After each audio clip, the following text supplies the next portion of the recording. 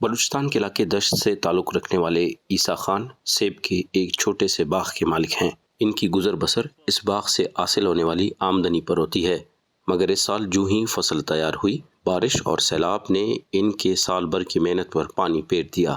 یہاں جو ہے نا ہم لوگوں کا جو ہے نا فصل یہی ہے، ایک سال میں ایک دفعہ آ جاتے ہیں، یہ بھی سیب کا ہے۔ ابھی جو ہے نا بارش جو ہو گیا، یہ سیب کا جو ہے سیزن میں کافی جب مال تیار تھا، جو بارشیں آ گیا، سیلاب آ گیا، ہم لوگوں کے کافی نقصان ہو گئے۔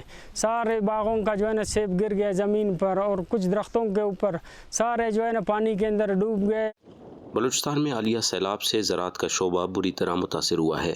ایک اندازے کے مطابق پاکستان میں 60 سے 70% سیب کی پیداوار بلوچستان کے پہاڑی علاقوں میں ہوتی ہے، مگر اس سال یہ میٹھے اور رسیلے سیب بھی سیلاب سے نہیں بچ سکے۔ ایک جانب سیب سیلاب سے خراب ہوئے تو دوسری جانب مواصلاتی نظام دھرم برہم ہونے کی وجہ سے سیب ملک بھر کے دیگر حصوں تک بروقت نہیں پہنچایا جا سکا، جس کے باعث زمینداروں کے ساتھ سیب کا کاروبار کرنے والوں کو بھی بھاری نقصان اٹھانا پڑا ہے۔ راستے بند پڑ گیا تھا، اور یہ جو ہے نا گاڑیاں نہیں پہنچ رہا تھا۔ ہر گاڑی کا جو ہے نا کرایہ 3 لاکھ 3.5 لاکھ روپے کرایہ تھا۔ یہ گاڑیاں 10 دن جو ہے نا راستے میں رک گیا۔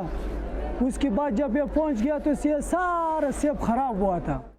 بلوچستان میں زمینداروں کے حقوق کے لیے کام کرنے والی تنظیم زمیندار ایکشن کمیٹی کے عہدیداروں کا مطالبہ ہے کہ حکومت سیب اور انگور کے نقصانات کے ازالے کے لیے شفاف بنیادوں پر سروے کرے۔ تقریباً 16 لاکھ ٹن سیب ہمارے بلوچستان میں ہوتا ہے، لیکن اس کا اس سال 60% حصہ جو ہے وہ ضائع ہو گیا۔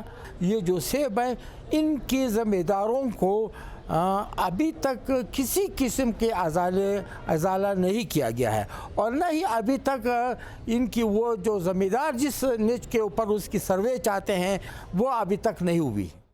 ادھر عیسیٰ خان اپنے باغ میں کئی روز تک کھڑے رہنے والے سیلابی پانی کے سیب کے درختوں کی صحت اور آئندہ کی فصل پر ان کے اثرات کے حوالے سے بھی اندیشوں میں گھرے ہیں۔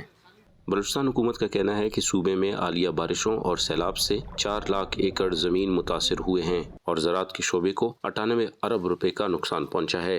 صوبائی حکومت نے ان نقصانات کے ازالے کے لیے وفاق سے رجوع کر رکھا ہے۔ مرتضی زہری، وائس آف امریکہ، کوئٹہ۔